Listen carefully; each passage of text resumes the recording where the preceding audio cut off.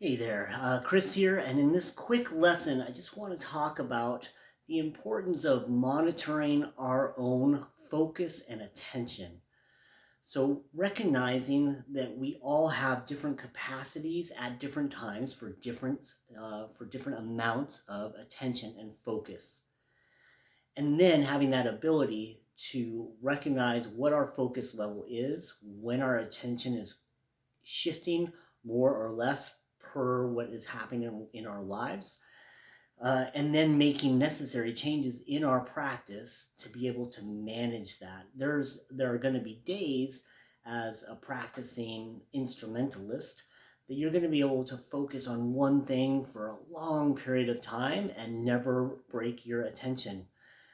Other days, depending on what's going on in your life and all that stuff, what's going on in the environment, it could be a noisy practice environment. Your focus could be very, very challenged. And so thinking of that and recognizing that that is something that all of us deal with, and then having some tools at your disposal to better navigate and better take control of your own practice time and your own amount of focus and attention. Okay, so one thing that is, just one idea. So practicing a couple of chords. So A minor to E to F major 7 to C major. So one of those chords could be a challenge for you, or all of them. And so what we're going to do is typically when you learn a chord, you go, okay, F major 7. That's from this particular voicing of it would be 3, 2, 1, 0 on the fourth, third, first, second, and first string. 4, 3, 2, 1. Okay. Anyway, so taking that chord, man, I could not even think there for a second.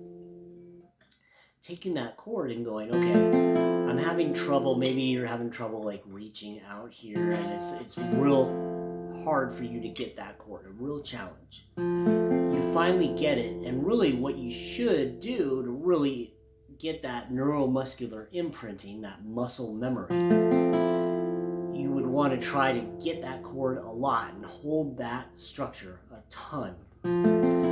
But it kind of can get boring. It can be really hard to stay focused and just do this over and over, over and over and over. So instead of that, maybe get that structure, keep it there, and then pick differently. Instead of just picking down like that or strumming down with our fingers like that, you can go just with the string numbers and go 1, string 1, string 2, string 1, string 3, string 1, string 4. And now we have this descending pattern, and it sounds really pretty, and it forces us to really have a good quality structure here for that chord.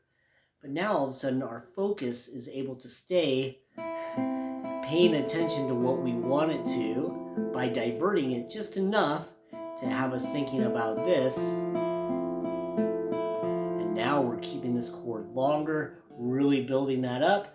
And now maybe we go through that whole chord progression, as I said before, A minor, and pick 1, 2, 1, 3, 1, 4, 1, 5. I'm saying the string numbers, and then do E major. Pick those same strings, and then go to the F major 7, and then the C major.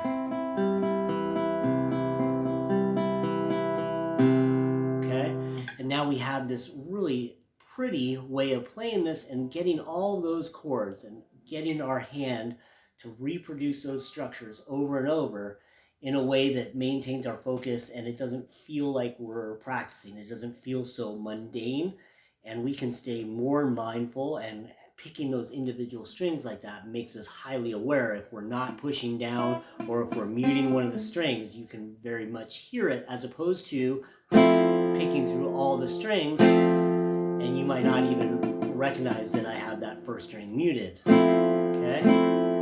So there you go. That's the practice tip for today. Being mindful of our own attention and focus, and then having ways to deal with that and just recognizing that it is a dynamic amount of attention and focus that we're dealing with on a daily basis. Some of us have a more natural capacity for longer attention spans, longer focus on one thing, but that's neither here nor there, because that does change, and we need to be able to monitor ourselves and recognize that, and then have a way to elongate our practice and still be getting quality practice time while making the necessary adjustments within what we're practicing to keep our attention and mindfulness on what we're doing to get the most out of our practice. All right? So I hope you like this lesson. Let me know if you have any questions at all. Bye-bye.